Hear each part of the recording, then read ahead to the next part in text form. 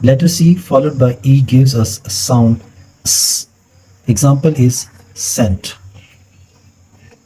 Letter C followed by letter I gives us a sound S. Example is city. Letter C followed by Y gives us a sound S.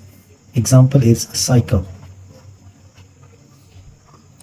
More examples are Lucy, civil, citrus.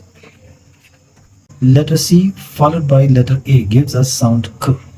Example is cat. Letter C followed by letter O gives us sound K. Example is cone. Letter C followed by letter U gives us sound K. Example is cut. Some more examples are coat, count, curve, cabin, and carry.